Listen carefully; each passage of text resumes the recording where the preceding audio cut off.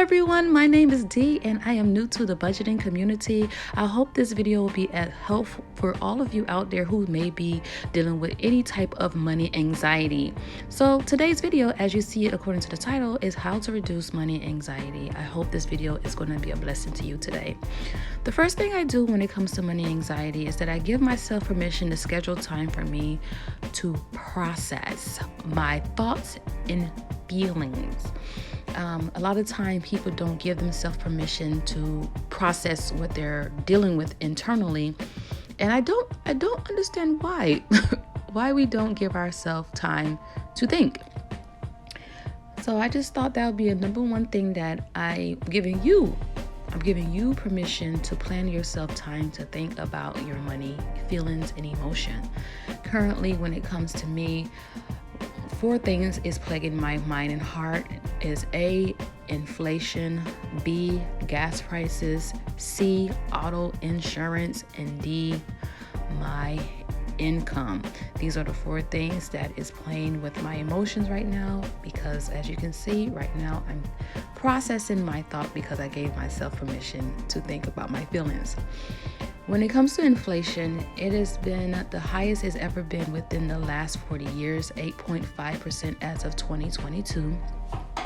Gas prices has went up $2 plus with this current administration. This is unfortunate because my pockets is not liking it.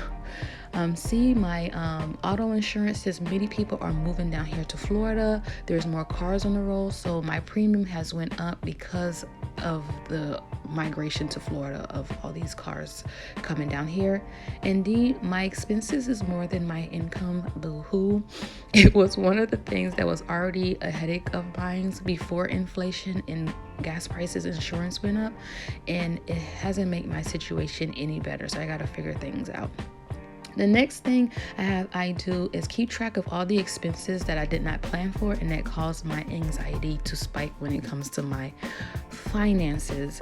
The reason why I do that is because it prepared me for next year. When next year come around, I don't want to be surprised by it. Like, for example, this month is May, and I didn't plan for Mother's Day, and I believe I spent like over $200 to take my mother out for her Mother's Day celebration. You know, I want to be able to give and celebrate life with other people, especially my mother, because she gave me life. So that caused me anxiety because I didn't think about that. It also keeping track of things that cause me anxiety. Let's use Mother's Days for example. I need to keep track of the months that will be my heaviest when it comes to spending. So keeping track of the month that expense happened in can give you an idea of what months within the year that you need to be fully prepared for, to see if you need to budget it differently than you did the last time. I don't know what I did last year for the expense of Mother's Day, but I wasn't prepared for this year, so I didn't do nothing. So another thing is I will need to create a sinking fund for that expense. For example, Mother's Day, once again, is my example for this portion of this video. I need to make sure that I calculate that in my budget for next year. Here's a sheet of where I keep all my non-monthly expenses at a glance. As you can see here, I keep track of my expenses. I am showing you that I have all the expenses that I have down for next year that I need to be aware of. I list them all here. I normally do this sheet by October the previous year, so I can have a plan. So this has been helping me to keep track of everything, and I like to be prepared. So the next thing I like to do is to keep track of all of my expenses as much as possible. And the reason why I do this is because I like to get familiar with my spending patterns. I believe that your money will tell you a lot about you when it comes to what you put money towards, you know. I will be able to determine whether or not I need to put more funding to an expense, or if I need to get rid or cut back on an expense based on my spending habit. For this month of May, I know I'm gonna have a come to Jesus moment because I've been spending like crazy and it doesn't help with my anxiety. And then I get to learn more about myself and what I value and what I invest in. Currently, I'm investing in eating out, and that's not really what I want to invest all my money to. My addiction right now is acai bowls. I love acai bowls. Let me know, have you ever tried an acai bowl? Because that's one of my favorite things for this current month of May.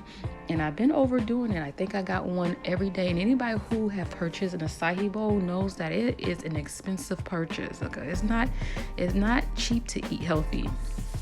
But it's one of my favorite snacks to get. So what I do right here, I keep a bill tracker of my bills, and then I also keep an expense tracker of all my expenses. The reason why I do that is because I like to determine how much money I was going to need for the next year if I decide to keep up with the expense, and it lessens my anxiety when I do stuff like that. I don't like to keep it in my head at all. I don't. So the next thing I do for dealing with my financial anxiety is that I create a plan of action. And please forgive me, I forgot the E at the end of create. That's the SMART and SWOT analysis. And I sit down and do the SMART when it comes to measuring the action, the time, the resources I'm going to use in order to make this plan effective. I use the SMART, and I also use the SWOT method as well, where I get to determine my strength and my weaknesses and my opportunities and present threats, so I can have a full-on plan and I can be set for the next year. I'll be ready. As you can see, I'll be ready for the next year. Okay, so these are the 4 steps that I use with dealing with my money and anxieties. I hope this video has been helpful for you.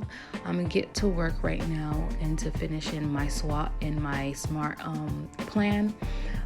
If you find this video helpful in any way, please give me a thumbs up. If you also have stayed to me to the end of this video, it would mean so much to me to know that you're out there in the universe or in the world. That allows me to know that people are listening to my content. Please give me a heart.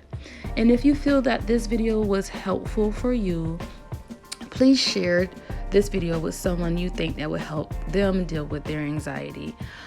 Maybe later on in this process of sharing my knowledge with others, I can provide resources for you all that will help you to get started on your financial journey. So until next time, everyone, I would love for you to take care and God bless.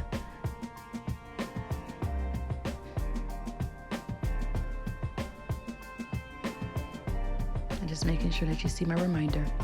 Share, comment, and give it a thumbs up. Just write it down for you just in case you don't have pen and paper to do so. Bye.